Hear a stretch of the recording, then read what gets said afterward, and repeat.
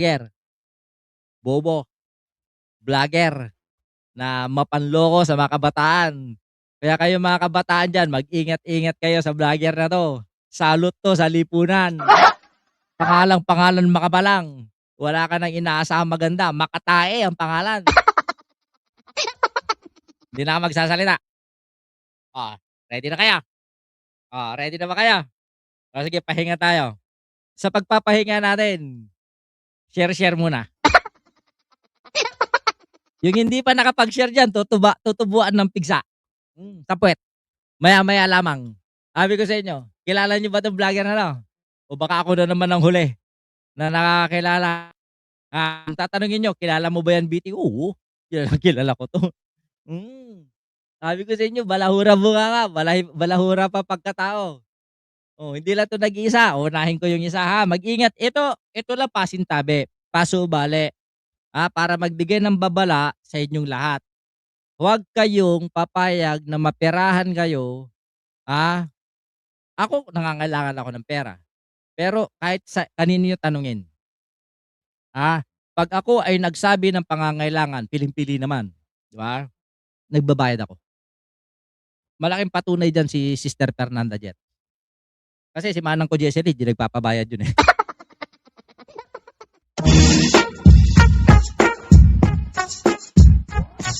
Lalong-lalo na kay Ma'am Malu. Lalo na kay Tita Juana at saka iba pa, 'di ba? 'Pag ako'y nangailangan, sigurado 'yan, si Tita Juana naman direkta 'yan sa mga bata. Oh, sino 'yan Sir BT? BBM Vlogger, yes! BBM Vlogger.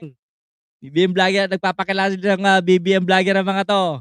Ang taktika ng mga 'to, unahin natin yung isa. Hindi ito, dalawa lang daw silang manloloko. Yung isa, nagme-message para ipanghingi ng, "Mantakin mo yung pagpapa-Xerox, magkano lang ba pagpapa-Xerox ng isang affidavit tuwing kung may kaso?"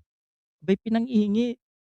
"Ma'am, puwede po bang panghingi ako ng pampa-Xerox ko ng aking affidavit kasi ikinaso ako ni Juan." Kumikita ka ng libo-libo, 'di ba? Kumikita ka ng libo-libo, tapos yung ₱10 na ipampapa-Xerox mo hihingi mo pa sa subscriber mo? Hihingin mo pa sa ibang tao? Ano, yung kabalahuraan mo inaasa mo sa iba? Halo-halo 808, kaya huwag kayong magpapaloko. Sinasabi ko sa inyo, for God's sake, talamak ang bunganga nito na kapag wala silang kailangan sisirain ka. Anong sabi nung vlogger na yon? Kamakailan lamang ay kinaso. Ang sabi niya, "Lahat ng mga followers, lahat ng mga subscribers ni Bagtit, mga siraulo kayo, putang ina niyo." Ganyan ang sinabi. Tapos manghihingi ng pampa-Xerox. Aray ko. O eto, dito tayo sa vlogger na 'to. Sino mga hula niyo? Tingnan mo nga, balik. Sino yung mga marami mga "Yan ang inaantay ko, tsismosa." Lovely. Sabi dito, "Done sharing, thank you." Sino mga yan? Sino yan? Sabi dito, si Bibi. Sinong Bibi? Balay Elena, sinong Bibi? Yan yung content ng mga DDS ngayon, yung tinatawag nilang Boss B? Yan? Oh, si Boss B ba yan? Oh, yan nga tinatanong ko, eh. Si Mike C, hindi ko lagyan ko ng apelyido. Isa rin ata sa mga anti-Romualdez vloggers. Halo-halo, ayan tignan natin, si parang Sirat. May Kirat bang vlogger? Ah, Gina Guevara? Sino yung Kirat na alam ko lang na vlogger, yung ngongo. Yung biyak ang bunganga. Tapos makapanlait, sabi ko kapalmok, subayda pagtaka, no, eto na. Kalmado na lahat. Inhale, exhale. Inhale, exhale. Okey, kumpleto na kung paano ko nalaman. Basahin mga kababayan. Ayun, sabi dito ni Pamela Marie Gonzales Valentino, "Bingot meron na ba?" Marami. O sino 'yan? Sabi niya dito, may nagsabi sa'kin kasi, hindi ito lang yung kauna-unahan. Actually, pangalawa o pangatlo na 'tong nagsabi sa'kin na, na tinatanong, "Hala, kagising ko lang, may Marites." Naku, Tita Joanna, late ka na. Oh, 'di ba? Oh, ayan, oh, nagsabi na ba ako sa'yo dito? Lakihan mo serbisyo, abay demanding, tanggalin ko na lang yung ano, yung mga comment-comment niyo muna, tanggalin ko na para mabasa ninyo 'no. Oh, ayan, okey na. Gusto niyo lakihan ko pa nga, eh. Oh, okey, eh, 'di lakihan, alam niyo naman na malakas kayo sa'kin, eh, oh. Eh, ayan, oh.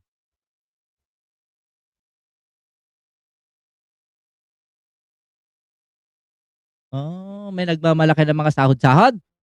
Aba, oh, ayan, ayan, ayan, ayan, Bagtit, may itatanong lang ako sa'yo. Kada salita dapat damdamin natin yung mga sinabi, ah. Alam ko tungkol sabi niya, "Di ko makita." Okey. Alam ko tungkol ka sa hiningi iba ng pera, si Kwan, pera si Poop, gano'n. Mula sa mga OFW. Nagtatanong siya kung totoo ba yung balita na yung vlogger na 'to ay nanghihingi ng pera. So tinatanong niya kung meron pa akong update sa kanya, 'di ba? Ang sabi ko naman ay matagal na po akong walang update sa taong 'yan. Kasi ang pag-aakala ng nag-send ng message sa'kin na 'to kami pa rin ay magkaibigan. Pero unahan ko na kayo, kahit na sino 'yan, na vlogger 'pag ako'y may nalamang katiwalian, ako na mismo ang umaalis. Kaya nga sinasabi nila, ako lang daw yung walang kakampi, 'di bale. 'Di bale ng wala akong kakampi, 'wag lang ako magkaroon ng kakampi, kaalyado na ganito. O totoo lang. O sabi dun, naitanong ko lang kung yung mga subscriber mo may tungkol alam diyan kay Poop. Sabi nito, subscribe niya ako. Aba, talaga ikaw pa nag-subscribe, ikaw pa yung subscribe niya ako, tumatawag siya sa akin at humihingi ng tulong. Ha? Nasa Poop. O, tinakpan ko. Siya at ang trabaho niya ay engineer, 'di ba? Engineer nanghihingi ng pera?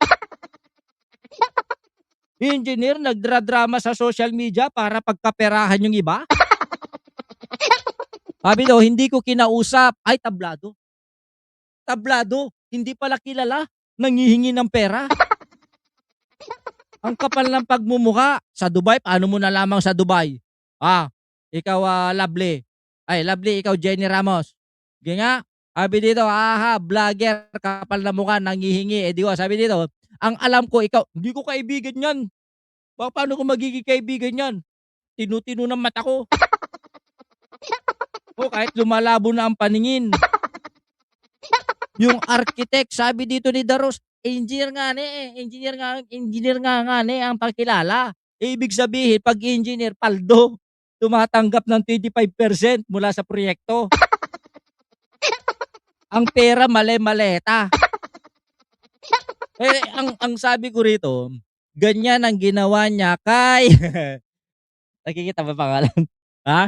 Madaming dahilan, kesyo walang pambayad ng upa, may sakit at kung ano-ano pa, mag-ingat na lang po. Kung siniraan, pinag-ingat ko pa. Kasi hindi ko ugali yung manira sa private message. Never, never ko, hindi ako yung vlogger na, dito ka na lang kasi ganito mabaho ang hininga, maluwang ang puwet," gano'n. Hindi ko ugali yun. Sabi dito Teresita Urbano, sino 'yan? Kaya pala nag-send sa akin ulit ng friend request. Para matawagan ka marahil. Tapos sabay, "Kamusta? Kamusta ka tita Tere? May 5K ka diyan?" Hindi niyo ko gayahin. Practice na nasanay na sa akin si ano, si Sister Fernanda. Ang tina-type ko lang, "Sister!" Gano'n ako. Si Sister Fernanda at saka itsala, ang bungad sa'kin ganyan, "Anong problema? Magkano? Kailan?" Mga salbahe 'tong mga 'to, eh. Tambal, pasok, sabi nito, "Paano di makikilala yan sa Dubai ay nagdahilan, may malala sakit kaya hingi ng pera sa LS, saka may agent yan." Sinong agent niya? Hindi yan engineer, gingineer. Love ni Ate Claire yan, kabsat. Ha? Kilala niyo na agad? itatanong ko nga sana kung sino nga ni. Oo. Iko-confirm ko sana kung sino. Manang ang tawag sa akin. Kasi Ilocano daw. Ilocano? Walang Ilocanong buraot. Hintek na buhay na, no? Kaya sinasabi ko sa inyo, please, kahit na nagpapakilalang kaibigan ko o kahit si Trunk sabihin niya na, kaibigan ko naman si BT, pwede niyo akong pautangin. Wag. Kaya sabi ko sa inyo, masisira buhay ninyo. Napag-usapan namin sa Bagong Pilipinas Vloggers na walang ganito. Real talk yan. Walang pwedeng manghimasok kasi sa amin dito sa totoo lang kumikita naman kami kahit papaano. Okay? Sa totoo lang. Maliit kung maliit yung kita namin. Maliit siguro compare sa iba ang kinikita ng mga ibang vlogger kumpara sa kita ko. Pero masaya ako rito. Nagpapasalamat na nga ako may kita pa eh. Di ba? Pero yung mangwang hiya ka dahil feeling mo sikat ka, wala sa usapan yun. Kaya pinag-iingat ko kayo, yes, magandang sumuporta sa politika. Pero alam naman natin lahat na yung pagsuporta natin sa ating mahal na Pangulo, tinitake advantage yan ng iba para makapanloko. Huwag kayong pumayag. Ang galing nga, subscribe and followers mo, manghula. Tita Joanna, wag kang maingay. Hindi ko pa nilalabas yung ebidensya mo. Sa susunod ko ilalabas, wag kang maingay, tita. Kasi yung pag nilabas yan, wala na akong content sa susunod. Kaya hindi ako nanonood kay Auntie Claire. Kasi puro siya banat boy. Ha? Sino ba yung banat boy niyan? Kaya din hindi ako naano kay Claire. Kasi si Claire, sabi niya, galit daw siya sa fake news. Putang ina yung mga kasama niya, puro fake news. Ano kaya yun, di ba? So hindi ka pwedeng lumaban sa isang advokasya na ginagawa yan ng mga kasama mo. Oo, dito sa araw, sabi dito niya, pero mali yung gagamitin ng impluwensya bilang pro-BBM para maraming pumapasok na BBM vlogger, puno, pero manluloko talaga yung mga yan. Sa totoo lang, sabi ko sa inyo, ilang taon na ako sa social media. Nagsimula ako 2016. Pero naging official na naging ako 2020. Magpakita ko yung ebidensya, meron ako hinututan. Burado mga channel ko. No way. Sa totoo lang. Kaya nga sabi doon, hindi alam ni Yusek Atty. Claire Castro para ibati niya. Sabi doon, kaya nga po yung iba mga nag-subscribe, sabi dito, sa kanya, pinapairal ang pagiging panatiko nila sa isang vlogger. Naka-follow ata ako, sabi dito ni Jenny Ramos. Naka-follow ata ako, pero di na ako, ano yun? Di na ako nanonood sa kanya, moderator ako. Pero tagal na walang sahod. Parang gusto ko na tumigil, focus na lang ako sa pag-aartista ko. Diyos ko, Trans. Ito naman si Trans. Alam natin walang usapin yan sa pamimera. Pero mag-ingat pa rin kayo kay Trans. Lalong-lalo na sa mga nagkakaedad na. Yan ang hilig niya. Sumasabay siya sa inyong pagligo.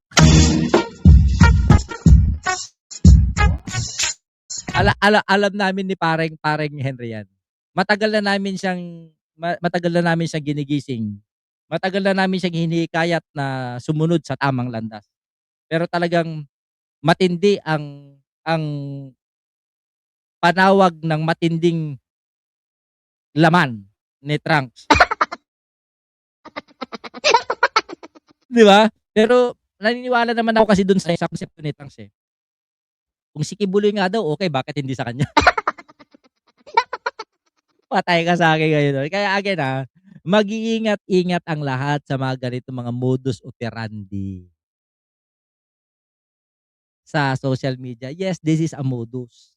No, kunwari sikat, yung kikayatin yung kalooban mo, kakaibiganin ka, afterwards, utangan ka, pag yan hindi marunong magbayad yan. Totoo. Kapsat Bagtit, dahan-dahan naman sa salita, nagkakaedad na. Sabi to, hindi, wag kang mag-alala, Ma'am Tere, hindi ko pinatatamaan ko. Diretsa ako, hindi ko kailangan itangke. Si Trunks talaga binabanatan ko. Alam na niya yan. Sabi dito, marami pa pala akong t-shirt ng MSMA dito. Sino may gusto? Mga 5 pa ito. Isuot mo sabay-sabay. Hindi ako din meron mga t-shirt MSMA diyan, pero alam niyo hindi ako tulad nung iba na pupunitin. Kasi naging memories natin 'yan at saka aminin din naman natin lahat na may maganda din nagawa ang Marcos Social Media Alliance kahit papaano.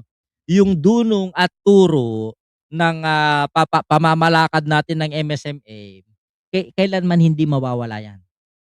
Kasi maganda yung ating adhikain. Maganda yung ating naging katuturan, 'di ba, sa ating pakikipaglaban. MSMA is just a name. Para sa akin, ang MSMA, pangalan lamang 'yan.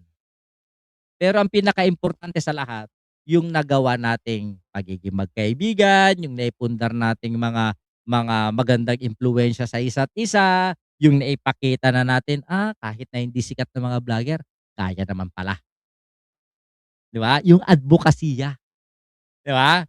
Dahil sa MSMA na 'yan, naging kaibigan ko kayo.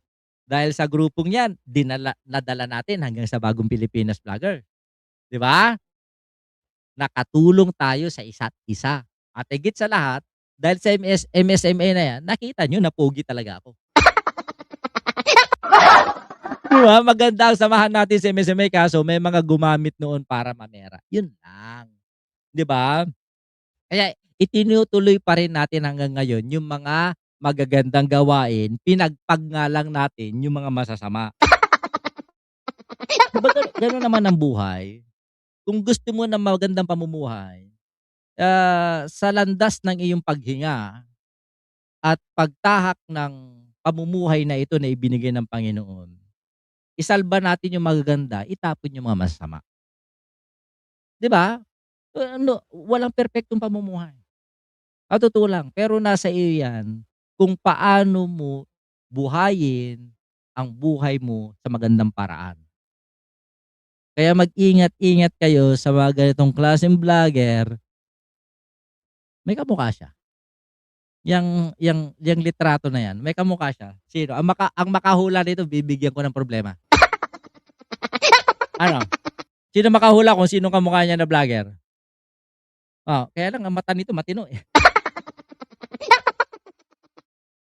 Mag-ingat kayo, ha? Actually sabi ko sa inyo pangatlo na 'to, eh. Kaya hindi na ako nagtataka na sinong Yolo, sinong Yolo. Hindi ko naman kailanman naging kilala yun, eh. Hindi ko nga nakausap yung Yolo na yun, eh. Kasi bibintang mo na naman sa'kin Jenny Ramos.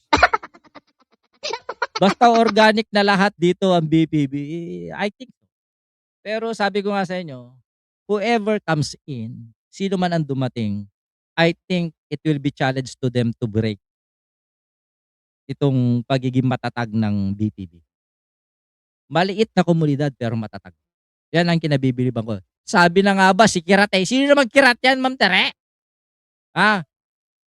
Pero ngayon wala ng gula mula mawala ng MSMA Kabsat. Sabi ko, PBBM din sir, BT. PBBM.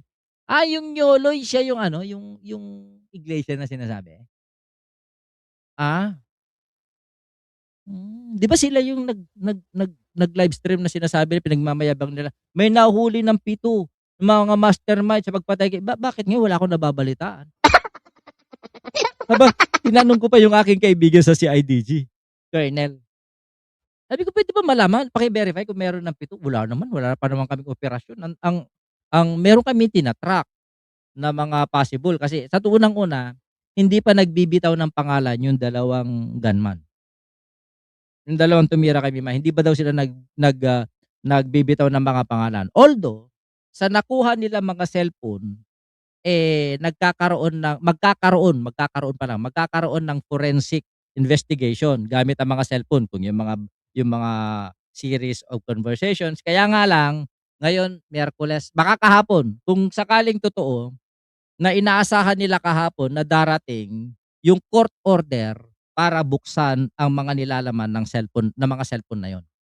Pero sa ngayon, wala pang confirmation na may mga nahuli na mga mastermind. Nagtataka ako kung saan nakuha na naman ng mga ibang vlogger na sinasabing nagkahulihan daw ng 7 mastermind. mga halatado talagang walang alam tungkol sa mga krimen-krimen na ganyan. Diyos ko, sa pagkabuhay kong ito, nabuhay ako na napapaligiran, na pinagdaanan ng mga samut-saring patayan sa lugar namin. Diyos mio. Sa buhat buhay pa, isa siya sa pinakaunang persons of interest, 'no? Hindi pa suspect, pero persons of interest, 'di ba? Kaya aba-aba nag-comment ang mayora namin kanina pa comment ng comment 'yan. Mukhang meron na naman gustong ibanat sa'kin nga na, eh. Sabi ko, nakakatawa naman 'yan, 7 mastermind para sa isang tao lamang, 'di ba? Siguro conspiracy, siguro, 'di na alam ang kuwento, pero basta ang alam ko merong 3 persons of interest din na mga vlogger na di umano, pinanggalingan ng mga detalye para matuntun ang kinaroroonan at address ni Mima Alicia. Ang tanong, sino? Yun lang. Eh, abangan natin 'yan sa susunod na kabanata. Basta kay Tita Joanna diyan ka lang. Yung ebidensya mo hawak ko. 'Di ba? Kaya again, pasintabi. Baka nga yung live-in pa ang mastermind. Possible, posible. Anything is possible. It's very ano, napakaaga pa para magbigay tayo ng konklusyon. Napakaaga pa para mandikdik tayo, 'di ba? Nakakainis na rin ang mga mostly PBB vloggers, panoorin sa tutuusin lang minsan mas maayos pang panoorin ng mga ibang mga dilawan kakampik. Sakit naman magsalita ni Ma'am Mar 76. Kahit anong sabihin mo Ma'am Mar 76, loyalista pa rin ako. Sa totoo lang, kung may mas loyalista pa sa'kin, hindi na tao. 'Di ba wala pang update sa kaso? Wala, ang alam ko ang update nilibing na kanina si Mima, kanina lang, oo. Pero bakit wala yatang sumama mga vlogger? Hanggang Manila lang pang content o views. Ayaw nila patahimik ang kaluluwa, puro content nila lagi. Yun, okey lang sana na gawing content, tita. Pero yung sa katotohanan lang sana, yung walang exaggerated ba. Yung hindi nadadagdagan, hindi nababawasan yung kwento, 'di ba? Carmen Lee, dahil sa pera kaya pinatay si Mima. Ano, dahil hindi makapagbayad ng utang kaya pinatay? Kahapon lang libing, kahapon hindi ngayon, oh. Loyalista pa rin naman ako, till now, 'di nga nakaalis ang ka-loyal sa name ko. 'Di ba bakit walang ingay yata ang nalibing na si Mima kahapon kasi napanood ko lang kaninang umaga, yung libing akala ko kanina, kahapon pala. So ayan, pinag-iingat ang lahat, mga kapatid. Hoy, wala akong alam diyan, buwisit. Mas wala rin akong alam, tita. Akala mo, inosente ako diyan ngani. Oo. Oh, para akong birhen na hindi makabasag pinggan. Ah, kaya nga ako'y laging pinagnanasaan ng iba diyan. Pero laging sinasabi, hindi na ako puwede. Kasi yung kapitbahay ko kasing tapang ng tigre. Oo. At kapag nagalit namumutol ng tite. Meron sumama, 3 kasama ko. May 3 vlogger na BBM daw tinawag na magnanakaw si Martin.